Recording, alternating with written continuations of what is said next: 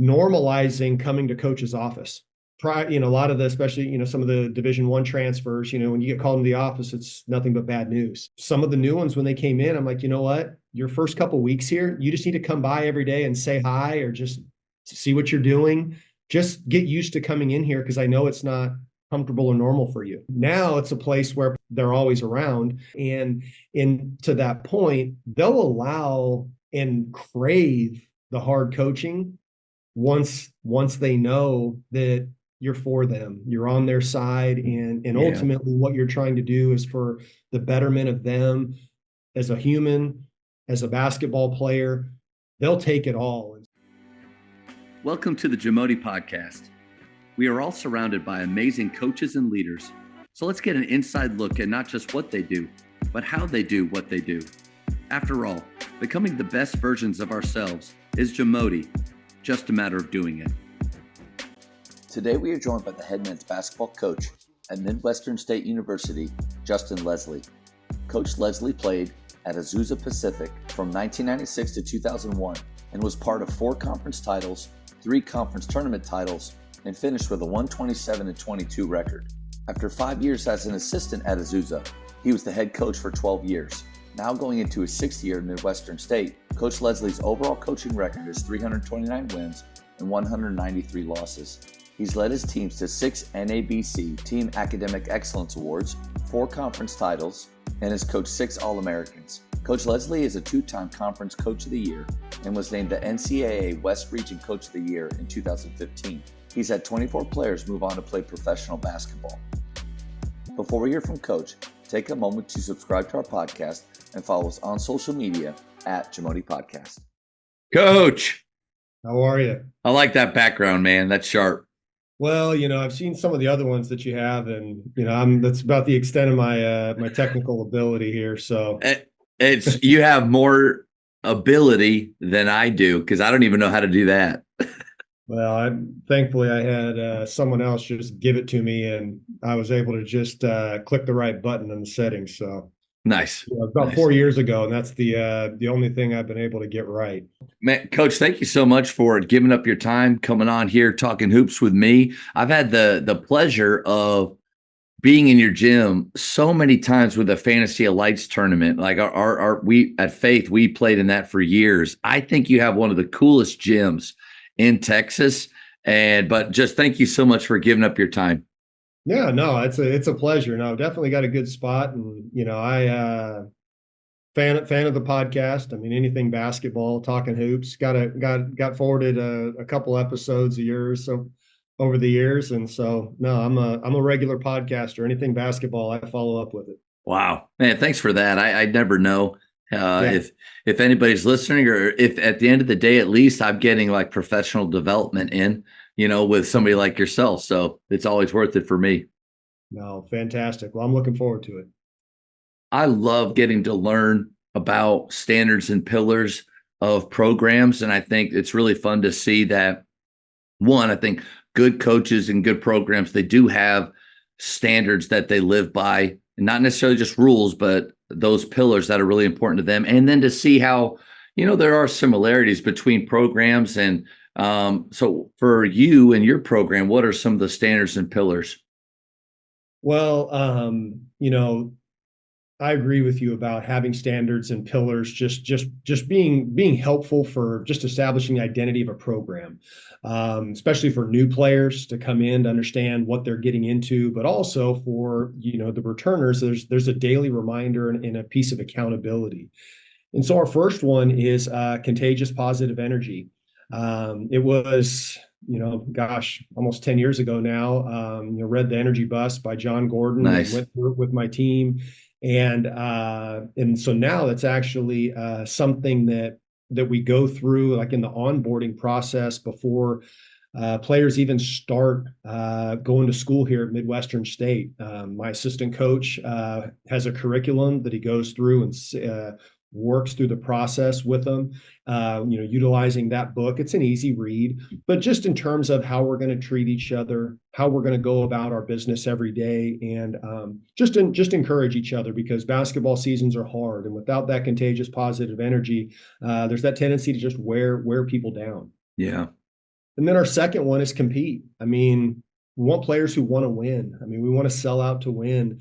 There is a scoreboard. We keep score, and we want our players to do everything they can to go out there and earn a victory. And so competing is very important in everything that we do.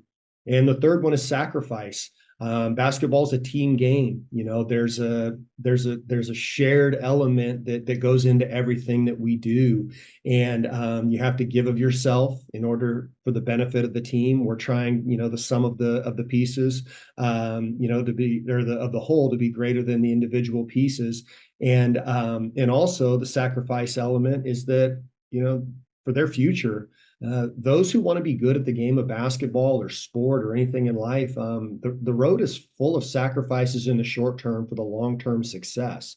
And so, I use the example a lot of how a lot of these players who want to be good in basketball and life, they're choosing a lonely path.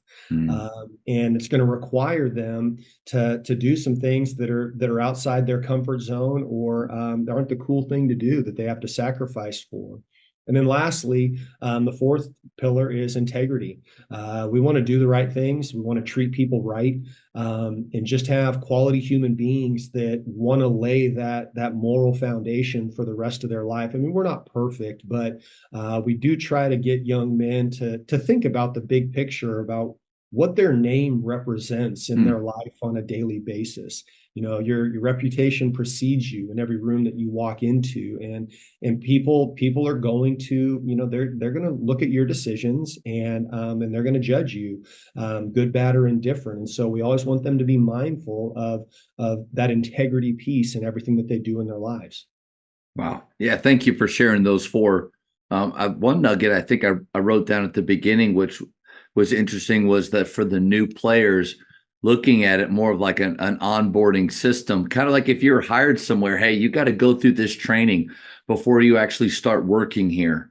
I wonder how many coaches or programs, even if they have pillars, bring somebody new in and just kind of hope along the way that they figure it out, we'll get to those eventually. But if culture is important to you, the way that you do things is important, then that type of activity, and especially surrounding like a book like the Energy Bus, which is awesome. What is that process like for, and if you don't mind getting a little more specific with how your coach takes them through, when, all of those things? Well, sure. And to kind of go back through that, another piece that goes into this, that's just an element of who I am, my staff. We're a staff of believers, and everything that we do, we kind of utilize the hashtag, so to speak, of be uncommon. And the uncommon man, Jesus Christ, who we try to look to in Luke 2:52, is, and Jesus grew in wisdom and stature and favor with God and man. And that's kind of the blueprint of how we work through these things. And we go through that in the recruiting process. And so each of those pillars tie back to that in some way. And to your question about when we do the book, we're going to assign some reading to new recruits, and that's one of them. And there are a series of questions, kind of about 10, that we'll work through. In an ideal setting, what he'll do is, they'll go a couple chapters in review each day, and have some Q&A. Can be anywhere from 15 to 20 minutes a day. Can be on a Zoom, could be, get a couple people on the phone, or if we have them in person, we can do it that way. But it just gives them an opportunity to just work through, the content, talk about some examples that are specific to basketball that come up during the course of the season, whether it's in practice, in a locker room, after, before, halftime of a game, or on the bench, all the different things. And so that's before we ever take to court as a team in the preseason. I love that, the idea of, again, taking them through something that maybe the idea or quote that like Belichick had of, you don't become you become us, we don't become you, or I butchered that, but whatever Yes. order that's in. I like that, and I understand. And I think when new players come in, it is their job to adapt and figure out what the culture is, figure out how they fit into it. But again, it's like, how often do we just hope that happens? Or, that is the standard of, you got to become us. Well, what is us? Like, Sure. what actually does that mean? And so if we can figure out a way to shorten that window, or the gap between what they were, who they were, and then what it means to be a part of your program, that just, man, that makes a lot of sense. And coach, that's the first time I've heard that. Yeah. Well, I mean, I've been around a little while, but I had a good mentor that I worked for, and a lot of what I do, I've just I've stolen from him. That's But all. Yeah. yeah, Borrowing no, is an art. Yeah. that's exactly right. I mean, to that point, usually, I mean, an old line I stole is, the first three times I use something, I'll give credit to the source, but after three, it's mine. Man, then I have a ton of quotes then that I've Yeah, that I've that's created. exactly right. That's exactly right. Luke 2:52. I've heard that verse. I don't ever claim to, like, if you were to say, what's Luke 2:52, I wouldn't have known that that's what that verse Sure. is. But I've heard that, but I've never thought of it as what we're trying to do or accomplish with these young men, or ourselves. Sure. We do want to be Christ-like, and I'm at Grapevine Faith Christian School, and so, like, that, it's really easy for us. Actually, we're mandated, to have that type of infusion in everything we do. But we talk about being Christ-like, but then we don't necessarily focus on him as a young man. Mhm. That, and he was the God man, like, he was fully human, and so he had to grow into that in wisdom, in knowledge. And obviously, I mean, he did that really well. But that is a great goal for all of us, and for our players is, what, you might not be, and none of us are where you want to be in your faith today, and that's okay. But we're growing in that.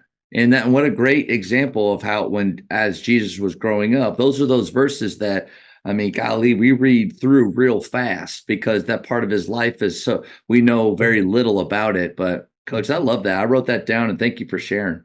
Yeah, no, like I say, it's one of those small, excerpts of passage and scripture that you can really apply to who we are as a basketball program, and where these young men are in their lives. And so we try to incorporate elements of, part of that, in favor with man, it's the service component. Basketball players by nature, are entitled. These young men have been the best on their teams. They've been told how great they are, and probably Yeah. had a lot of opportunities to kind of pass through without a lot of accountability. And so this is a moment where we can get their attention when they really face adversity, and realize that they need to get outside of themselves and serve others. Yeah. Right? How do I, become a good teammate and a better role model to others in the community who may come watch? A lot of children, back to the energy bus. Ultimately that is a relational piece that happens, with their teammates. But then in addition, wisdom, tying it back to their academics. And, I want our students to be, great in the classroom. The expectation is they all get their diplomas and excel there. But I'll use the line a lot that I don't want their schoolwork to get in the way of their college education. There's so much more that happens in this stage of their life in terms of growing as young men, Mm. in just, all the different things you could possibly imagine, Yeah. that we get to interact with and we get to tackle on a daily basis. And so it's all woven into the curriculum of, their one in this day and age, a lot of them, the 4 years in the program, Yeah. of how we want to just hit all these various touch points to make sure that, we've done everything we can to build these young men and equip them for success in whatever endeavor they go into the rest of their lives. I think that kind of flows right into the sacrifice piece, and the lonely path that you were talking about. Because the truth is, and this is, I feel like, an uncommon thing to tell our players, and I don't know if their parents like to hear it either, but it is really hard to be great at everything and to do everything. Yeah. And so at that, there are so many components to the college experience that are necessary for them. But then how do you encourage them on that lonely path? Like, what does that really look like for, your players? What are the things that you feel like time wise, or maybe with activities that they need to sacrifice in order to be great at the few things that they really need to focus on? Well, I'm sure you've heard the line from Jim Collins' book, beginning with the end in mind.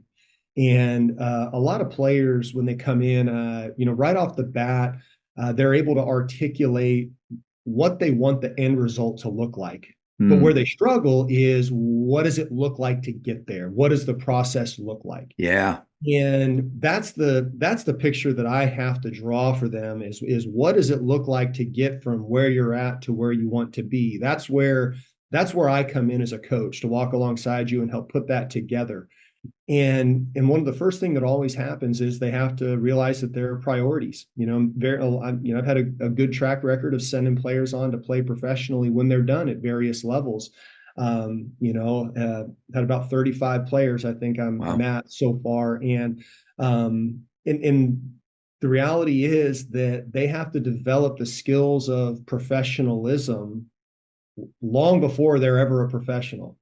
Right. And that involves saying no to certain things, saying yes to others, learning the value of time management, how to develop, the ability to focus on tasks and things that need to be addressed, not becoming distracted. And also I'd say more than anything is just the consistency of the process and what it takes. And, people always say, you underestimate what you can do in 6 months to a year, but they'll overestimate what can be done in a week. Right. I mean, it takes a lot of time, to change behaviors, to change movement patterns, to change, skills, as a player. And, but I use that lonely path example a lot because, I get a lot of players that they're ambitious in their careers. They're ambitious in what they want to do as a basketball player, educationally. And it's like, well, you can't go spend 5 hours a day playing video games or just wandering around campus with whatever the next fun thing to do is and expect to get an uncommon result if you're doing common things. Yeah. And so just having those conversations, I think, is a big component throughout the process.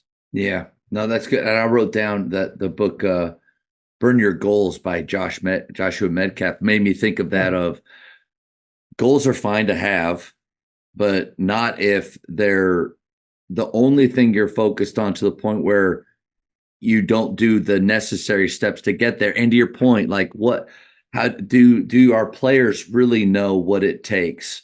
A kid tells me you want to play college basketball. Awesome. Let's write down last week what your time looked like. And let's really see, because and you could even tie that back to our faith. Like we try to talk with our players about what about you says that you're a believer. If just because you go to Grapevine Faith Christian School, if that's it, like that's not enough. Like, so we're trying to get to those daily habits, those things that, that we're watching, that we're listening to. But I think it really relates to players. Look at your day and you tell me, like, really, what are you trying to be a professional at? Because I would say most of them, it would be a professional relationship person with the girl or professional gamer, right? Like, because that's what they're spending the most of their time on. Yeah, you're exactly right. You're exactly right. And that's that element of sacrifice. Life's about choices. Yeah. You have a finite amount of time, and how you use it is ultimately going to dictate what your results are and what path you go down. Coaches, the Jamodi podcast is powered by Shoot 360. The future of basketball has arrived in Dallas-Fort Worth. Shoot 360 combines the latest sports technology with the fundamentals of basketball skill development. The result is a one-of-a-kind video game-like basketball program designed to improve your shooting, dribbling, and passing. Visit shoot360dfw.com to learn more and register for your free 1-hour workout evaluation. Shoot 360, the future of basketball is here. You made a comment about having 4 years to kind of get these habits in with them, but then changed it quickly to, well, maybe 1 year to that point, and I'm not coach, I don't want to go into portal because I feel like every time I mention portal with a college coach is just kind of like that's not what the talk is about. But culture, now that you do have guys where it really is. I know I have them for this year, like I have them right now. Do you feel the need to spend maybe as much time in that as you would in the past? Or, is it, I hate to say that it's less important, but there's so many things, coach, you got to do in a year. Like I remember we would get transfers in and they'd have to sit out a year. And I always felt like when they would come back from that, they wouldn't be the same player. They'd be a little rusty, but also it would take them another year to really fit the system. That's just on the court. But now we're talking about with culture. Is it still that important? More important, or how do you feel like it lands now? Well, I think it's different in different places. So I'm just gonna give you my take on it. Sure. Right. So quick background. The school I came from in my last 10 years before I came to Midwestern State, I think I had about only 2 players who didn't redshirt over the course of that 10 years. I always took high school kids, redshirted them, built them up, developed them kind of in the system in how we did it. And you had this kind of 4-year curriculum and 5-year curriculum, and we would sprinkle in some transfers. Yeah. Well, that was my model when I came here to Midwestern State. Wanted to recruit the Metroplex. I mean, I think it's the best high school basketball in the country. Get high school kids, and that's, the administration loved it because it's those kids are going to graduate, be successful. And then COVID hit. Then the transfer rules changed, and everything has changed in the last couple of years. And so there's been a lot of challenges with how I like to do it and how I like to build it. I've been having to adjust a lot. And I think that is, kind of where I'm landing now. Had a really good recruiting class this last year. We have a fantastic group returning this next season, and we're in the midst of recruiting heavily right now. And what I'm doing is really twofold for this culture piece. Number one, really trying to do our legwork in advance of bringing kids to campus for visits, talking to their parents, coaches. A lot of them are kids that we've seen from high school, and just getting to know who they are a little bit, if they're our type of guy or not. And then secondarily, we get them to campus. And this is probably there's kind of 2 main components once they get to campus that lay the foundation and build our culture. The first is when they're recruiting. We had a visit yesterday. Every single returning player on the roster, I mean, we had 8 different guys, spent time with this player and his family, just sharing who we are. A lot of times on these visits, coach sells it, says one thing, and then, maybe 1 or 2 players get to talk to him and keep everybody else. The ones you trust. Yeah, I was that exactly guy, coach. right. I was that guy. Right. And so, by the end, they realize like they're hearing a unified message. Yeah. They also get to get a feel for the type of young man that is in this program. How they can articulate their thoughts, how they can share their journey and the vision for the program and what we're all doing. And usually what happens with the parents is it starts to make sense why we're recruiting their son, because they're realizing like, no, this is a really good group of young men that exhibit many of the character traits that obviously they're very proud of with their own children, that they would want their child to associate with. But it also gives our players a lot of skin in the game. They've got to be, like now when that player comes to campus, everything that they've said, well, that's where the relationship started. Yeah. Right? And, we have former players that'll continue to pour into and invest in, the lives of these newer recruits and players in the program. So that's one really, big piece, like on the front end, is having the players buy into letting the new guys into what the culture is, like from them, not from me. Right. Yeah. And then secondarily, the next thing is we're about the work. We're a process-oriented program. That's skill development daily. Okay. Weight room daily. All right. And that's something that has really been important for these guys to learn how to hold each other accountable. And accountability isn't blame. All right. Yeah. Accountability is shared responsibility, Yeah. that they walk through that together. And ultimately what happens, over the course of that time is um, it's monotonous, right? It's day in, day out work. We try to make it fun. And really, the way we make it fun is by having just the opportunity to go in each day and just spend that time in the gym where we love to be. Mm. Coach, I love that. What a great approach to figuring out not just the players, if you want them, but what do your own players think? And that's my thought of co-creators of the culture. Because I was trying to, how do you do that in college? Like in high school, I can bring guys in and we can talk about different pillars, but from their freshman through senior year, you kind of get to see them a lot more on a daily basis. But in college, how do you do that? And you're right on the money. Like when they are the ones teaching, promoting, selling the culture, man, I got to imagine the ownership that they feel in the program. It just skyrockets. That's great. Yeah. Well, like I say, we're trying. And then the other reality too in that process is, you know,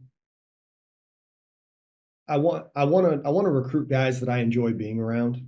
Honestly, I mean, we spend too much time together to not enjoy each other's company, and as a result, I'm terribly proud of the young men that we have in the program. So any opportunity you have to highlight them, I've found that they're just always pays wonderful dividends.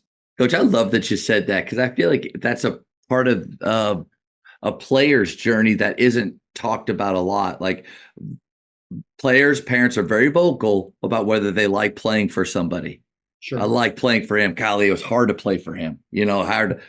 Rarely, though, do we talk about what about the coach? Do we like coaching you? But but there is a part of that relationship, and that's the thing. I think when you're about relationship building, you do talk about that with each other. What are habits of players? Man, TJ Rosine at Emmanuel talked about favorites and how that word favorites gets a bad rap, but it's everybody's right to be a favorite. And it's important for you as a player to know what a favorite looks like. A favorite isn't a brown noser. A favorite isn't somebody that's just kissing butt all the time. A favorite is the person that does what coach is asking to be done, that lives out the culture. And so I think like that idea for players, especially maybe now with how it is more about your brand and all those things, like be a player that coaches, that your coach loves to be around. I don't know. I love that you brought that up. Yeah, no, you're exactly right. I mean, anyone says we don't have favorites is is painfully mistaken. But again, I guess just making that word more acceptable, Sure. and that's where I love what TJ said is everybody's right to be a favorite. But I think that's a necessary conversation to have with our teams is fellas, like these are the standards that we've set. And the guys that I love to be around are the ones that live up to those standards. You can say it without using the word favorites, but Sure. I would imagine you with the way that your players are co-creators of the culture and they're almost protecting it. That's a cool idea. Is they almost feel like what if your player comes to you and says, "Coach, I don't know about this kid. Like here are some things that were said. I don't know if he fits in really with what we do." I mean, how do you take that from them? Well, that has absolutely happened. That has absolutely happened over my career where you bring a kid in and they get the time with the players, especially on like an overnight visit, when they'll get the time with a host on campus. And then I usually make a habit of the morning after those of having breakfast with whoever the hosts were or whoever Mm, interacted with them, just, hey, tell me about them. Are they going to fit in? What types of questions were they asking? yeah. You know, you can learn a lot, and ultimately, I mean, you got to trust your players in those situations. right? That is absolutely, absolutely a component of the process, is getting their feedback, because they're going to be in it with them. Is this someone you Yeah. want to trust in that locker room? That locker room is a sacred place, and we have to protect it. We have to value it. And the players need to have that shared ownership in doing their part in vetting these recruits and making sure that they're someone that we want to allow in. I don't know why I just thought of the movie The Miracle, where he brings that really skilled player on and is like making all the other guys kind of sweat a little bit. And he didn't ask what the players thought, but the players had a sense of, togetherness with their No. team strong enough that they thought that this guy was going to come in and kind of rock that. And in fact, they said, we're a family. And he says, well, this guy will help us win. And he said, but they kind of convinced him. I'm not saying that's what's happening, but there's the idea of, if we can get our players to care enough about our program, to protect it, to value it high enough, not just keep good players away. Like, this dude's going to start over me. Coach, he's no good. He's a horrible. No, but really take a sense of it. Will this guy add value to us, not just on the floor, but off? No, you're absolutely right. You're absolutely right. That's just all part of the process, walking through that together with these guys.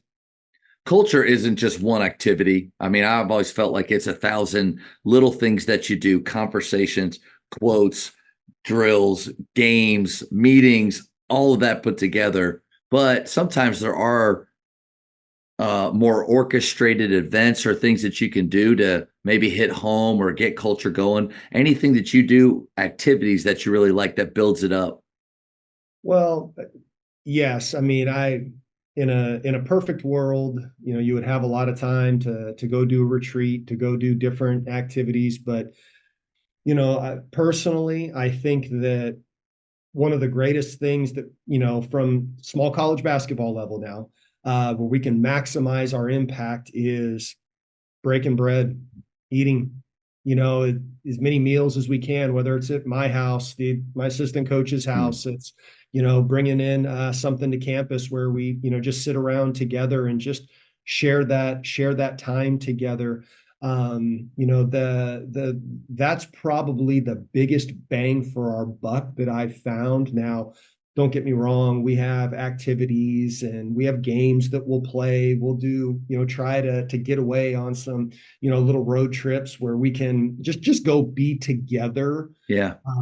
But to your point, it's what can we do the most often and the most frequently, and just maximize that time together.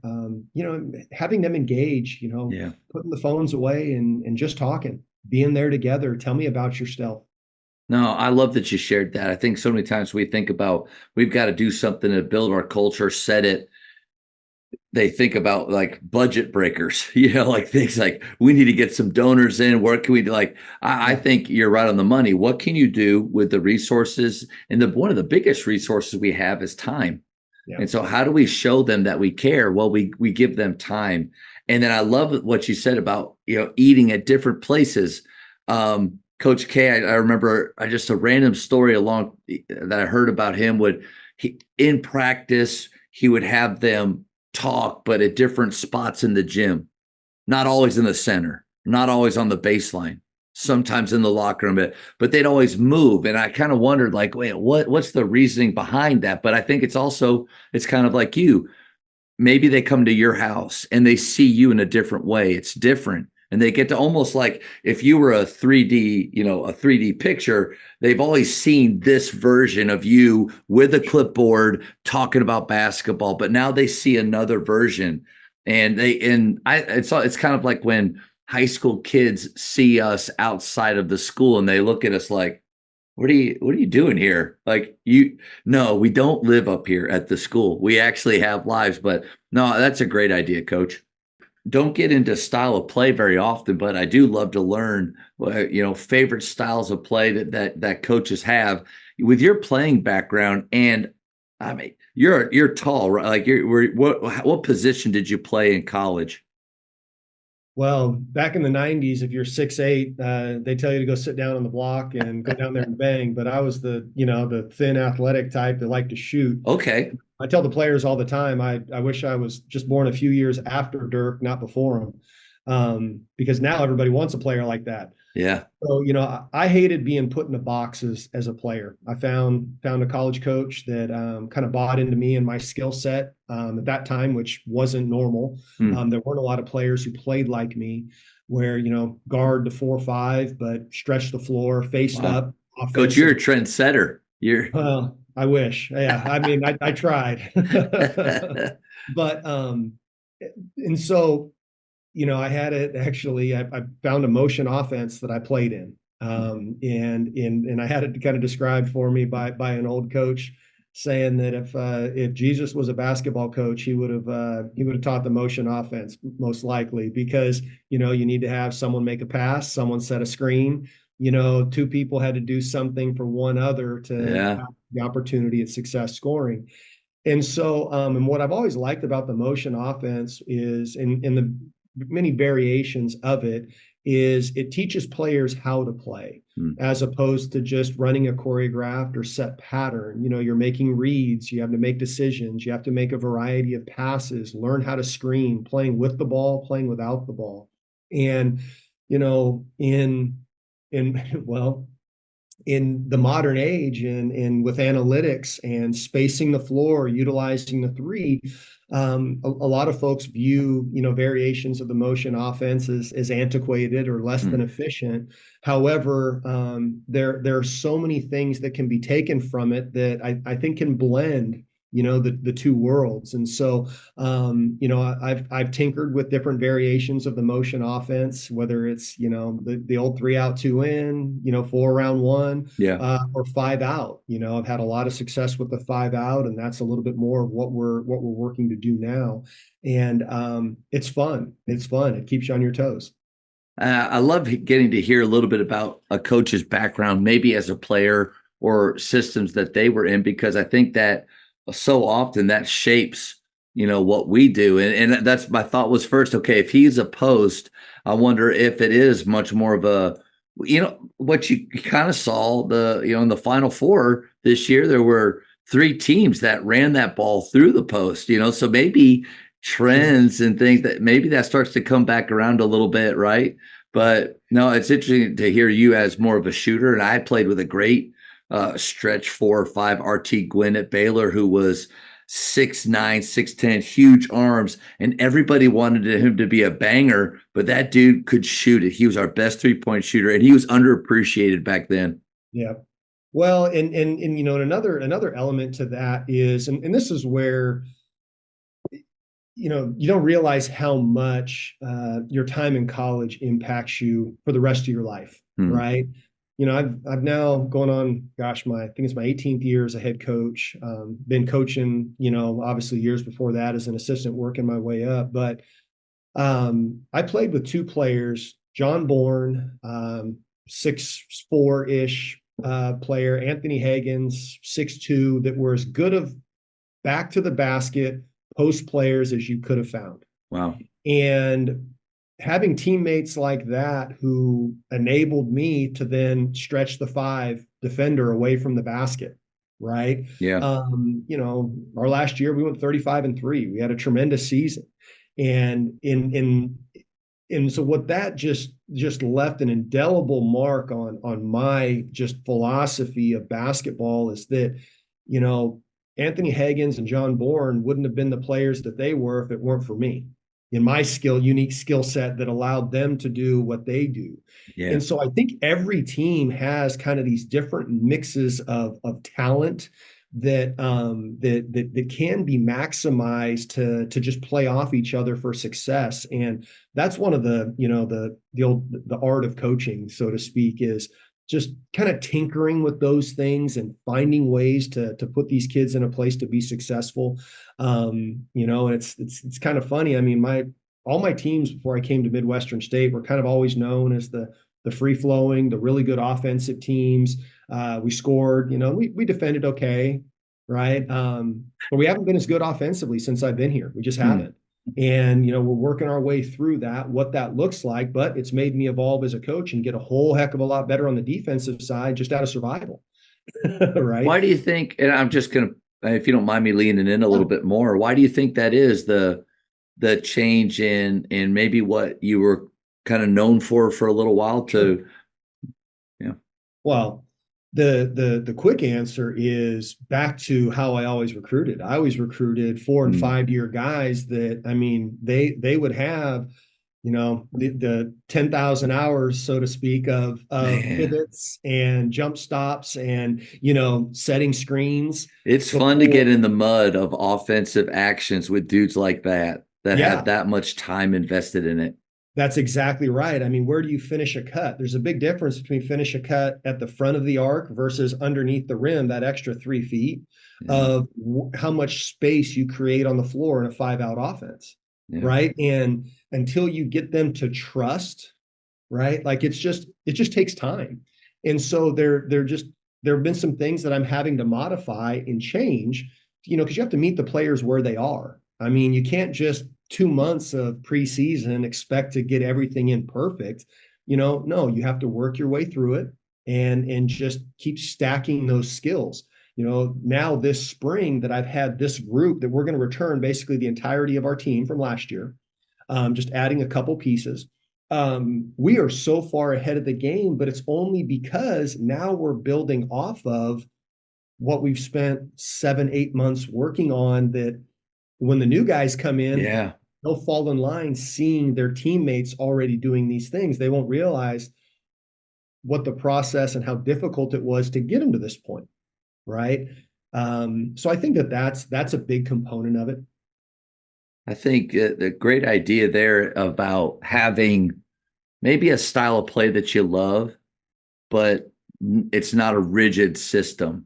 Sure. The danger of the rigid system is what if the players that you have aren't good at that? It's not what could make them successful, but you don't want to throw out what you love and what you believe in. So if it's more conceptual, concept based, then you can tinker and you can adjust and you can post a 6'2" guy and you Yep. can stretch the bigger dude, and or flip it if it's more of a traditional feel. We're like, Sure. we need this guy in. But I think that's kind of where maybe failure helped me go from, okay, I'm not a system coach.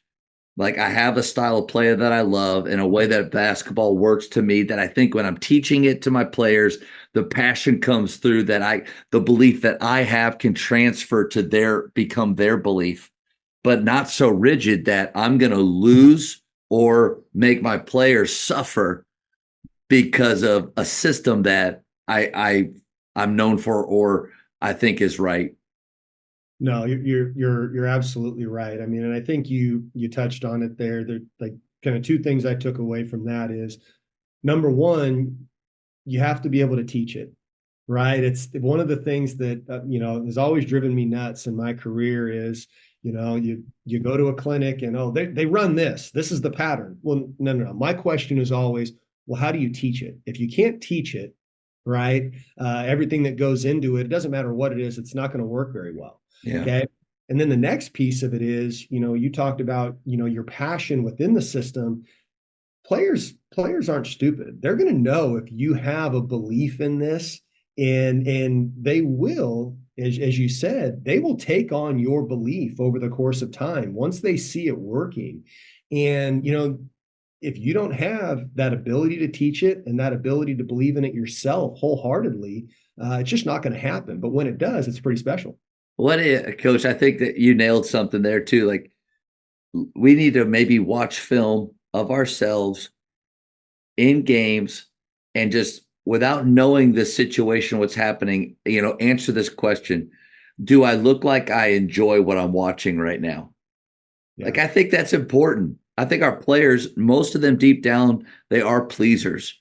And especially if the relationship is built where I want them to enjoy being coached by me and they want me to enjoy coaching them. If that relationship is there, do we show disgust for what product is on the floor more than appreciation for the try and that they're trying to do what we're asking them to do. And we're really close. I don't know. I would think like there's times where if I stopped it, somebody would say, it doesn't look like you like your team and what they're doing. And if that's the case, how do you play for that? Like, how do you continue to fight for somebody or in a system like that where, and that's where Gannon Baker, that a big nugget I got from him was celebrate the try. And I think because if you're now I'm not talking about lack of effort. If there's lack of effort, then there needs to be changes. We got to go back to that onboarding culture piece that we somehow missed out on, right? But I don't know, Coach, what are your thoughts on that? Well, I mean, that's something that I struggle with. Like I'm just by nature, I mean, I'm loud. All right. I'm obscenely competitive. If it's a game of cards with my wife and kids, I'm playing domino. Like it doesn't matter. Like I'm competitive as all get out. And a lot of times, like what I've found, throughout the course of my career is a lot of players will, misconstrue my intensity as anger.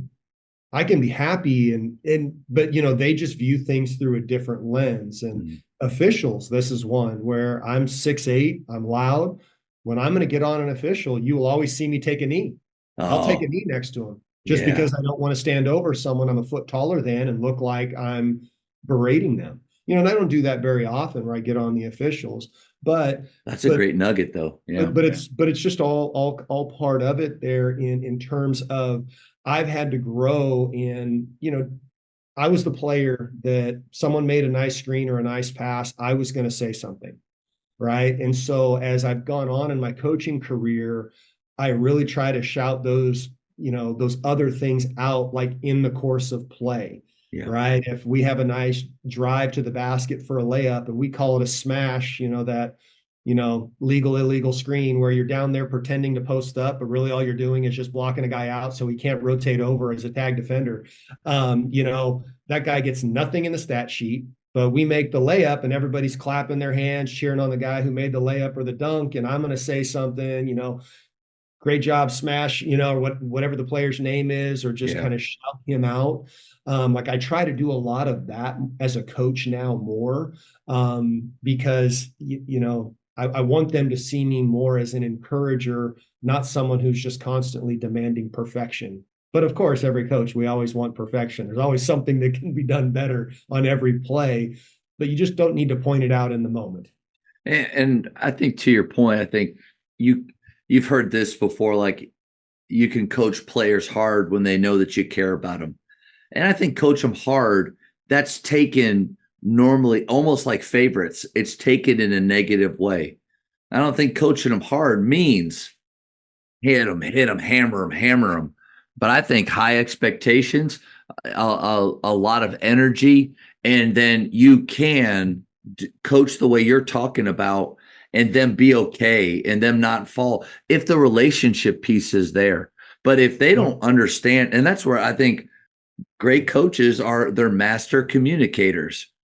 They communicate verbally for sure, but non-verbally, they're very conscious of like somebody said, Steve Kerr sits and stands strategically throughout the game, never at the same time and never for the same thing. So like if he only sat down when things are bad, we all know what that means. If he only stood up when he's hyped up and fired up, but I think there's that part of like you mentioned early on, the art of coaching where, man, it's fun. It almost becomes fun to get into those weeds of how do I become the best at this craft that I'm a part of. And it sounds like that's what you think about. And man, kneeling, I would have never thought, because I'm only 6'3", but there are some referees that I'm taller than. And if I come at them, big chest and kind of fired up, who knows what that looks like or feels like. Kneeling and little nuggets like that, Coach, that's huge. The Jamodi Podcast is powered by Sideline Interactive.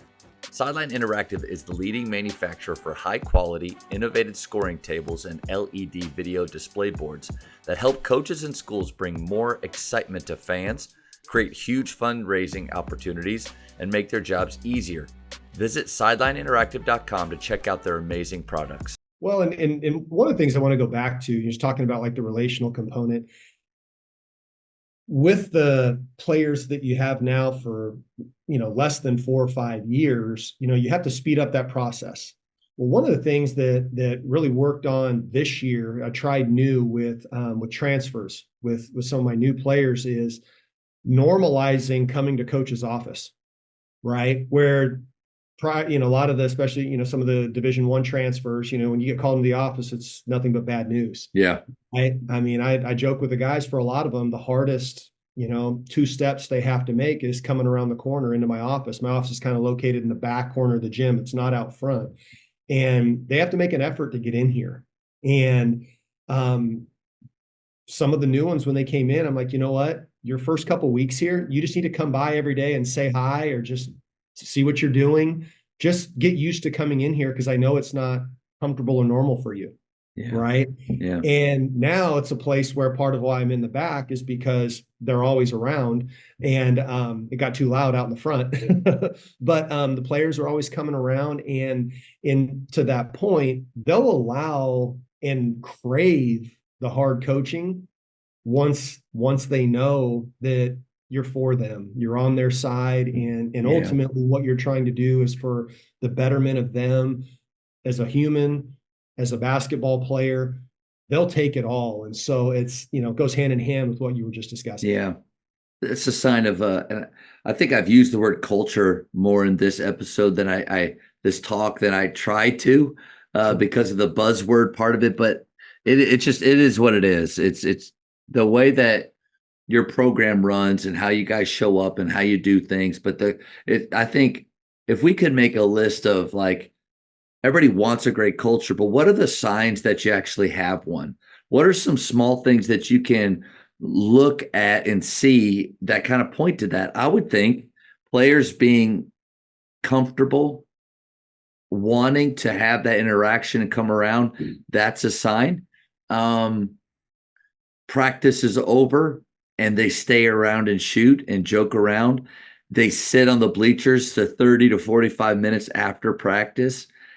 They show up early and they're hanging. I think those are some signs that culture is moving in the right direction. What is there anything, if you and I were compiling a list, are there any other small things that, like, you've seen that, man, that's a good sign? Well, to the point about them just hanging around and being around the program, my parents divorced when I was 2.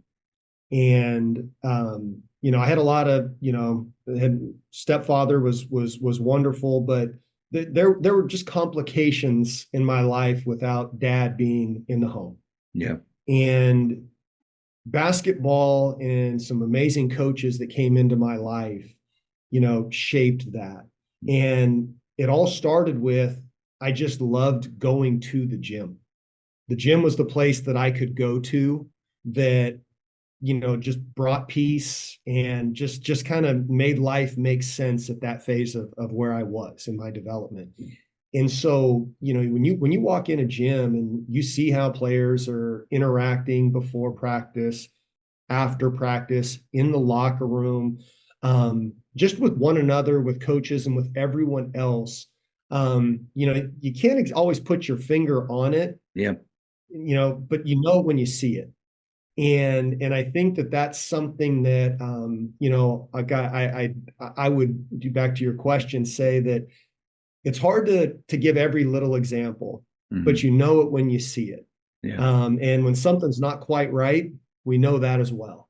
Yeah. And, I think that it's just such a powerful opportunity we have to shape the lives of these young men and women while we're coaching them, that, it's a big responsibility as a coach that goes, it's far bigger than, the wins and losses. Don't get me wrong. We want to win every game, but that's not going to dictate whether or not I sleep at night. It's all the other stuff that goes into what really matters in the big picture. When you go to weddings, when they come to the house. I'll share this story. One of my highlights of coaching here at Midwestern State was last May. We had three players graduate. And there's a lot that goes on graduation night. You got families in town, you got parties, you got all these things. There were three of them that stayed at my house with my family and I until about 2 a.m. They came over. And it's just That's a like, good sign. Yeah. exactly. And it was so special, and it wasn't manufactured. It just, there's just that organic buy-in that comes to this safe place that they get to be a part of. Coach, and you said it. You said safe place, and I was trying to think of something else another phrase to use besides that because of the way that sounds in today's climate. Sure. But let's make life is hard, and we don't always know what's going on at home. But I would think there are a lot of players that had similar experiences with you, but even ones that, you and I never experienced that we can't even, man, what must that be like to go home to that and to have that uncertainty at home? Let's not make basketball, let's not make this game just something else that is uncertain, that is dangerous or scary, or man, I had a coach that we'd come in the gym is like, how is he today? What, Yeah. we're wondering who we have. Man, let's be the same person for them every day, after a win or after a loss. And coach, I think that's a great goal for us, is to, man, they want to hang out with us instead of going out and doing the things that normal kids do after a moment like that. Big time. Especially now, knowing a little bit more about you, your playing background, the competitive nature, the faith that you have. What are some of those daily habits that do set you up for success? Keep your mind clear in, I would imagine, just not the difficulty of college basketball today. There's always challenges, but just the how fast paced it is. How do you stay sane? What are your daily habits? Well, first thing is, I'll always get up and, kind of one of my habits, I'm more of I try to be an early riser. But I'm always going to some level of reading, whether it's motivational, devotional, the news, mix in reading with, now we have the availability of so many different podcasts delivered right to us, or, the morning news nuggets or whatnot. But I'll always start with some element of reading and learning in the morning, followed by activity. I'm kind of the belief, once an athlete, always an athlete. About 10 years ago, because of an injury, I had to stop playing basketball. I got undercut going to dunk on a kid, and my hand was facing the wrong way. So I don't have full use of my left hand, range of motion. So I had to quit playing. So I'm like, my kids are going to be older at some point and I want to play against them. And so I had to find something new. So I picked up riding bikes. I went on a Wheel of Fortune, won some money, and bought bikes. And Coach, are you serious? I'm dead serious. You went on Wheel. And so I bought bikes. And so, when our team bus rolls up to somewhere, wherever the location is, about 99% of the time, everybody's getting bags. I'm pulling a bike out from under the bus because I'm going to be out and about, whether it's a road bike, mountain bike, dirt roads, you don't know, name it. Because the players will sleep in and I have the mornings. Yeah. And just being outside, that's when I'll clear my head, so I get my fitness in, but also time to think, just be outside in nature, wherever we're at. That's a really big thing for me. My assistant jokes a lot of times, when that he can tell whether or not I went for a bike ride that morning based on how I'm acting. Yeah. Right. Yeah. Okay.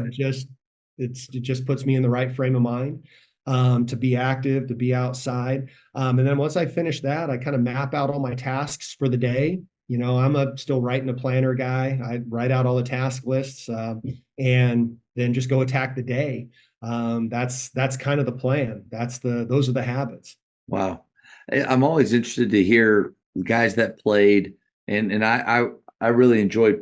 I still miss playing. I don't know if you feel that way. Like I miss just being competitive in that way. But unlike you, I haven't been able to find something else to kind Yeah. of fill that. Like a buddy of mine is really big into pickleball, and I Oh thought, yeah. okay, like to me, it's the fear of blowing out my Achilles. Like that is the thing. Like every time, like when I was playing 3-on-3, I would think, is today the day that I do it as I'm getting older? But I realized that I don't feel physically good when I play. Yeah, so Yeah. I kind of I have stopped, but I need to find something. So it's interesting to hear that's something that you have found keeps you active, that you enjoy. The Wheel of Fortune thing, incredible. That's awesome. Yeah, yeah. Well, and if you really dig deep, you might be able to find the Family Feud we were on, and that was even worse. Coach, how do how are you doing this? Like, how are you getting on these shows? Well, I spent 20 years in Southern California, and so proximity certainly helped. Uh, Yeah, yeah. You if you were to see my family and we all get together, you realize it makes for good television.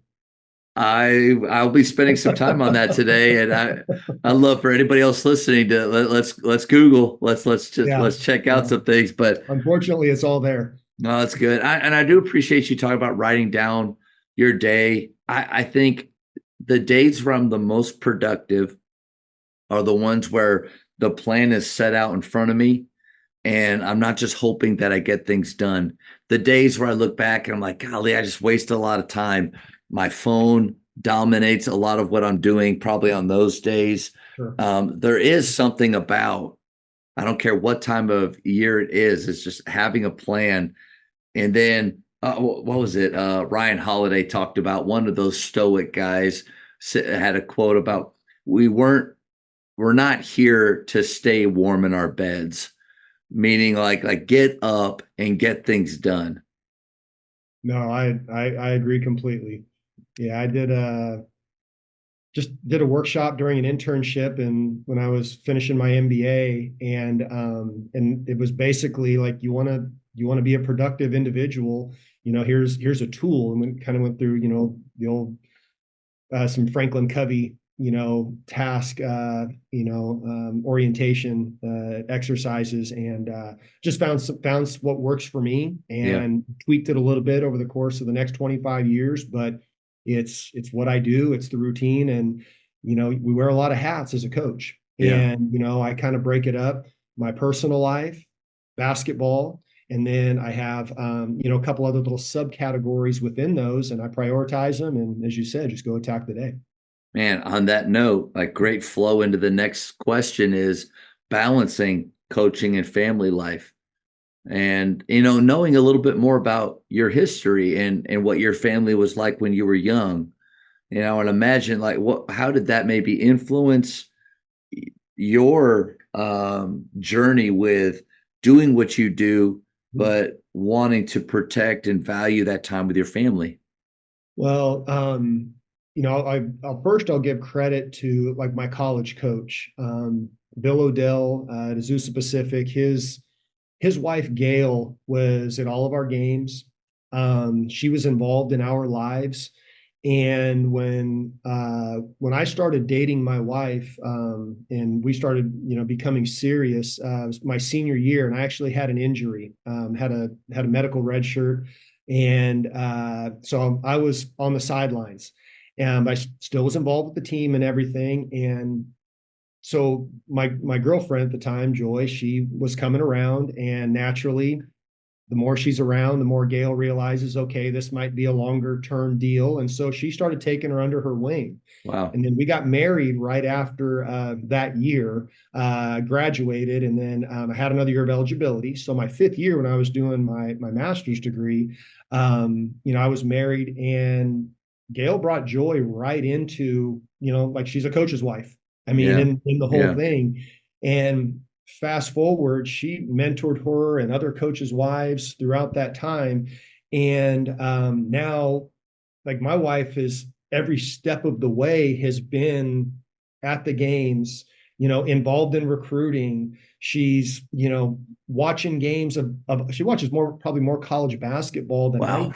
do. She'll pull up other games on the live feed and she knows what's going on. She's highly invested in this. Yeah. And my kids throughout their time growing up, the same thing. I have three kids. I have a 21-year-old, 18-year-old, and a 14-year-old. And they've all been invested in these players' lives. Like my players are my children's friends, guys that my son looks up to. The whole team showed up at one of his games, these junior high games this year. That's Like, cool. are you That's kidding me? cool. But at a young age, like I never wanted my kids to know after a game if we won or lost, right? Gonna be the same dad for them. When I come home from work that I'm dad. I've coached my kids, and it's been like a challenge. I mean, I think I've navigated it reasonably well where I'm dad, I'm not your, just tyrant coach on the court. Yeah. I want you to enjoy the game. And another piece that our family, I think, has really worked to do a good job of is getting away together, Mm. right? And making sure we're intentional about spending time, whether it's our holiday traditions, Thanksgiving, Christmas, Easter, or, my wife and I getting away every year after the season, just the two of us, because the season's taxing, Yeah. right? We all Yeah. want to jump into recruiting, but at the same time, that top recruit we have, most situations is our wife. Have to make sure that we're taking care of that. And then getting away as a family, right? And just being together. And so that balance is something that's really important to me, and having a close knit and connected family who understands this job, and what it entails, because it's a it's a really taxing profession, especially on families. And at an early age, my wife and I made the commitment that we're going to be in this together. Family's going to be involved, and in hindsight, now we're, gosh, about to celebrate our 24th year, our Nice. anniversary here. I wouldn't trade it for anything. I mean, I think we've done a very good job of working that balance together. We Man. can get better, but we've made it a priority of not letting things get out of whack. Man, I really hope that younger coaches, when they hear that, they really take that time, take that story to heart, or in my position, my wife and I, it's our second go around each, but we're at 11 years, and you're right, like you had some great steps early on. I think that set you up for success. Part of that I kind of thought was who you choose as a spouse is really important.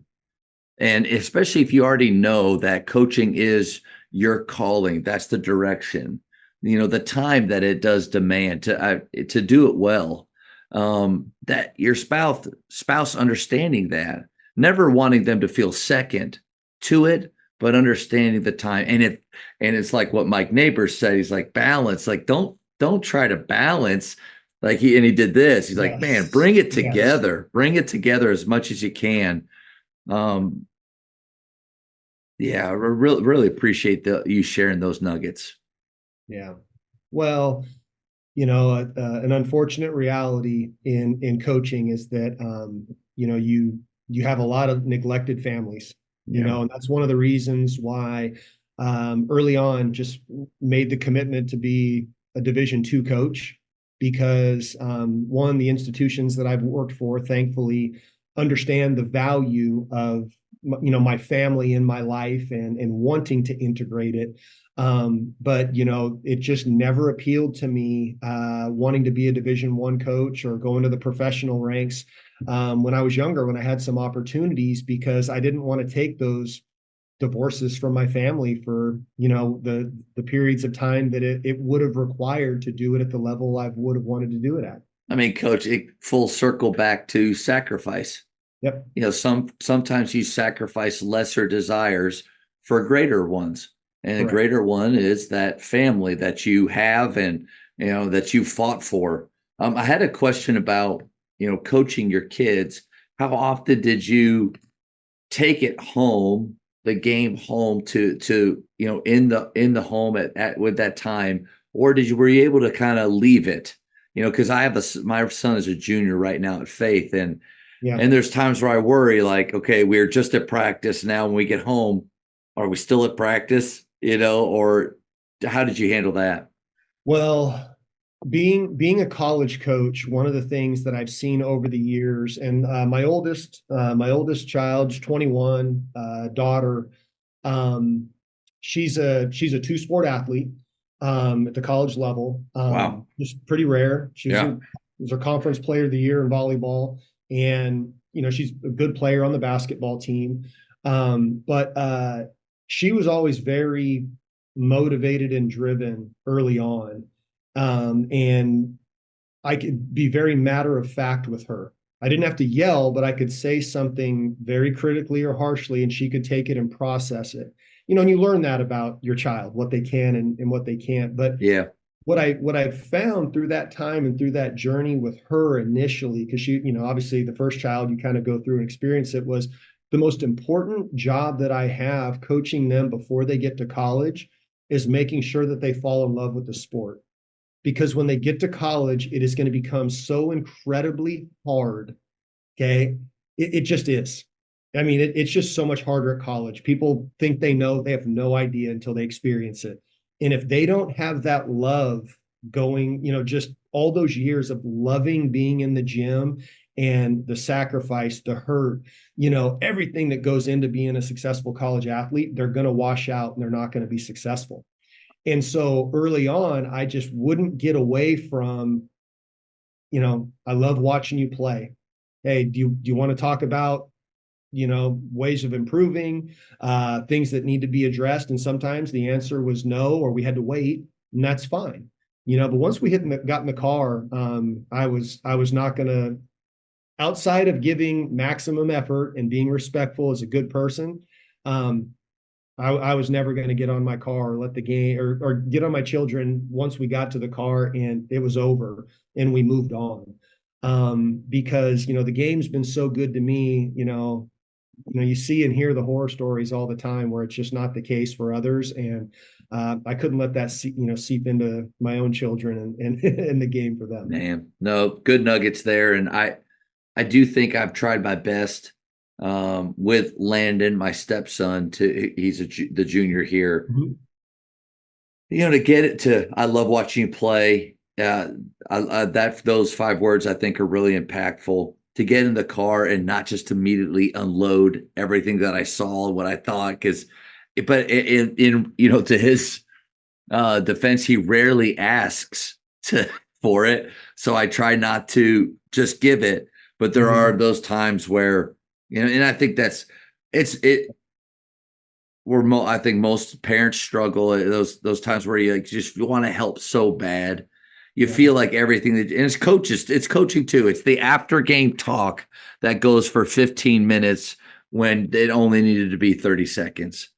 Like we think everything that we're about to tell them is so important. It will change their game and their life forever. Yeah. But they just need us to be there, present, know that there's a difference between the player and then also like how we feel about them. But I'm not perfect in that. To that point, again, beginning with the end in mind, it was obvious, my oldest child was going to be a college athlete.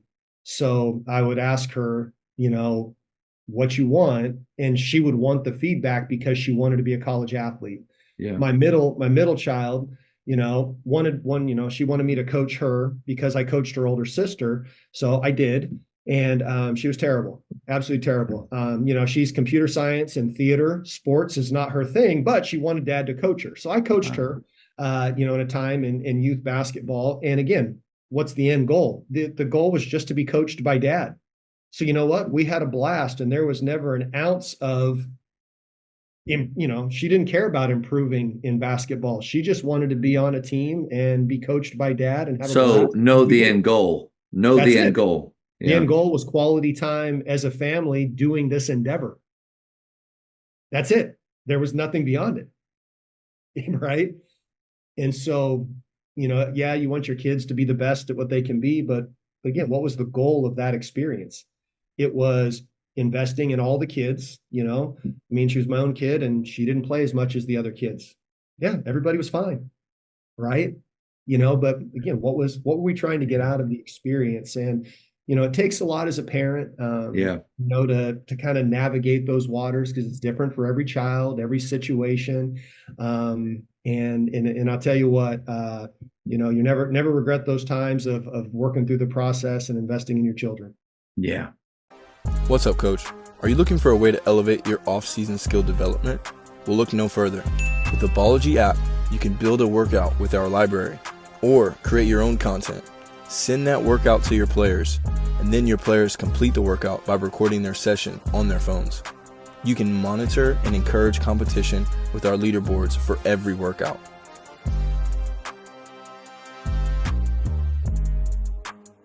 Ballogy offers player development solutions in the palm of your hands.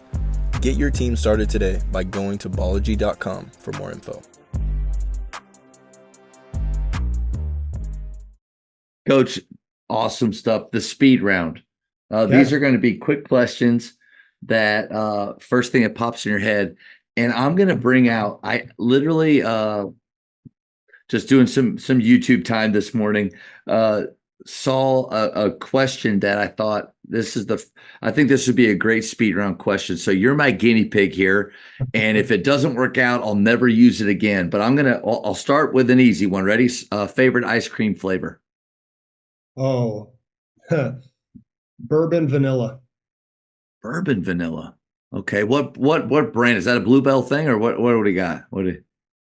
I had it in the island of Mallorca in Spain some time ago, and it's the best ice cream cone I ever had in my life. And so every ice cream cone I've had since, that's my measuring stick. Are you able to find that anywhere here, or is it? I mean, we got to go. One spot. I found one spot. Okay. Yeah, and it's specialty stores. Nice. Okay. Here's the question.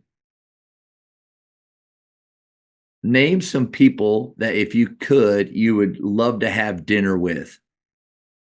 Oh, yeah. A couple come right off the bat. Number one, Larry Bird. All right. Larry Bird, without question. Second that I would put on that list, and I have had a meal with him, was John Wooden. Oh, just for obvious reasons as a coach. yeah. Right. Third, probably my favorite artist, politician, the like, Michelangelo. Read a book about what it took to create the ceiling of the Sistine Chapel, and that would be something that I would just love to pick his brain about. Coach, I'm keeping it. I like that. Like that kind of gives a different, lets me know even more about you. And so I think I like the three people too. Who are the three people? Started here in this episode. Greatest shooter of all time. Oh man, pains me to say it, because I try to fight for the 80s and 90s basketball of Steph Curry. Yeah, I understand how you feel there too. I'd love to go like Pistol Pete. Maybe he's best scorer of all time, but yeah. Let's see. Favorite gym besides your own that you've ever coached in? Oh man, that's a good one. Okay, Municipal Auditorium in Kansas City. What was special about it? That was where the NAI tournament was played for years. And it still is. It still is. They still play it there, but it's one of the most historic venues in the country. It's one of those buildings when you walk into it, it just exudes basketball history in every corner. And was a part of some amazing games there, over the years, and watched a lot of amazing games there over the years. Nice. So I would definitely say that's the one. Best basketball movie of all time. I'm old school. Hoosiers. Texting or talking? Oh, definitely talking. All right. We're both in Texas. So for high school, shot clock or no shot clock? 100% shot clock. Love 100%. We can't just dribble it back out and try a new play for 2 minutes. Decision making. That's the skill that we need to develop, and a shot clock helps. how much do you think it would enhance just overall player development? If because overseas they're going pretty young and with a 24-second shot clock. What are your thoughts? Well, it's funny you say that because that would be my suggestion. I'm a licensed FIBA coach, done a lot internationally, and let me tell you, 24-second clock when it comes to developing decision-making skills is superior. It is absolutely superior. It enhances the game. Um, Play improves, ball movement improves because you're up against a clock. I'm a big fan of using a clock in practice. We've started done as much as an 8-second shot clock. Wow. Favorite holiday? Oh, easily Christmas. You're up 3 on defense with 5 seconds left. Do you foul or no foul? We foul. I thought that everybody like kind of in the NBA does, watching the Knicks and the Sixers, Yeah. Knicks up 3, Embiid or Maxey had the ball past Which is what we- Embiid and they let him shoot it. Like, I don't know. I kind of figured all those teams would, but Now the only thing is it's tricky when you get under about 3 seconds when they're facing the basket because anything can be judged as yeah, a foul. that's I true. had one time with about 2 seconds left where a player was clearly fouled on the ground, but the ref said, well, he had to be shooting. Time was about to expire, so he gave him 3 free throws. I'm like, well, okay, check that one away and then and remember that for future. Tip your hat. If Yeah. they ever pivot away from the basket or sideways, it's an automatic, especially. Okay. Yeah, that's a good nugget. Besides the Bible, what book would you give someone? Oh man. You know, I'm a huge believer in reading, especially with children. And I would say Harry Potter. Wow. Yeah, just the whole series. Well, reading is one of those things that it's like anything, you get better by doing. Yep. And you start with something that a child's not going to put down. The more that's a book that if you give someone, doesn't matter if they're 7 or 70, they're not going to put it down until it's done and they're going to be hungry for more. You know, Yeah. that's I think that's the beauty of in the gift of reading is that they're going to do it more and come back to Yeah. it. 2 more. Favorite place to travel? Mm-hmm. Put me on the spot. I've traveled a lot. Besides that ice cream place, wherever. Yeah, no, definitely. I would say that my favorite place to travel is Nuevo Vallarta. It's a spot. It's about a 2-hour flight from where we lived, where we took our kids. We were able to travel cheaply from LA down into Mexico, and just had amazing travel memories. About 15 years straight of going down there, watching my kids grow. Wow. Taking our family vacations there. Now here in Texas, we've only been able to go back once. There are a lot of other places we've gone to. However, just probably the best family memories of watching my children grow up over the years. Nice. Last one, Coach. In basketball as a player, who is the GOAT? Michael Jordan. Michael Jordan. It's we're always going to be tied to our generation. Yeah. And I'll say the next one for me, and again, you only asked for one, but I'm going to say it because had the privilege of playing against Kobe Bryant in high school. We were in the same high school class, and we had a really good SEC level player on our team. Was a great defender, and we held Kobe to 50, and so having the opportunity to play, that's the best player in person Yeah. that I ever saw or played or like played against. And it's just greatness when you see it, and it's hard to describe. But That's what I was going to ask you. And what was it like? Like what? Not Lance Stevenson. Golly, who was the guy? He played for the Mavs for a little bit. He had a tattoo of like a face right here on his neck. Oh, I played against him in high school at an AAU tournament, and he was really highly ranked. And I remember just the way he moved. He did like a spin dribble at half court and took one bounce and pulled it. And all of us were sitting there going like this dude's on a different level. And then that wasn't Kobe, but what was it about him, if you could, that besides the 50? Yeah. Well, there was never any doubt that he just wouldn't be denied. I mean, there was a willingness. I mean, this is, back when there was one tournament in Las Vegas, right? Now Yeah. there's a million, that everybody would go to. But he just wouldn't be denied. He was willing to die on that court and leave it all out there. I mean, just at a level that I hadn't seen up until that point, and as you go through, as you get farther into the game, there are only a handful of players that I've seen, whether in person or on television or, what have you, that really take it to that level where, what does it really look like to max out and sell out to win?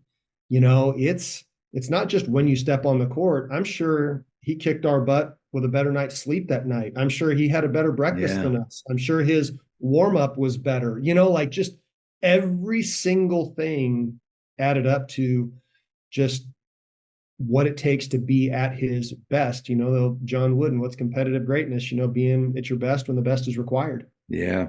Right. I mean, and that's it. Man, you watch the Redeem Team and you really get to see a little bit more about how Kobe was on a different level than those other high achievers at that time. That's it. Coach, this was so enjoyable, man. I just really appreciate you sharing about your culture, your team. And I like getting in the style of play too. And I think I want to go back to that here in a second, but man, just really appreciate what you're doing for those young guys for basketball, your approach to it. This was great. Well, thanks so much. It's anytime we get the opportunity to talk basketball and, share about, what we're doing here at Midwestern State. And again, I guess I'm a podcaster. I listen to as many basketball podcasts as I possibly can, and I take so much from them. And I hope there are a few things that some folks can take from this one. Yeah. To that point, if they had a question about maybe, some of the standards and the way that you onboard those players, or the motion that you talked about and how you adjust things depending on the players you have, what's a good way for coaches to reach out and connect with you? Well, I mean, I would say email would probably be the best. I'm, Justin.Leslie at Midwest or at MSUTexas.edu. If you go to our athletic homepage and go to the directory, you can find me there. I don't have my email on my bio because we get too many spam bots attacking us. Yeah. The bane of every college coach's existence there. But no, I'm available by email. Practices are always open if folks ever want to come to any practices or workouts. Always love talking and sharing the game. Thank you for checking out today's episode. Please take a moment to subscribe to this podcast, share it with your fellow coaches, and find us on social media for what's coming up next on the Jamodi Podcast. It's just a matter of doing it.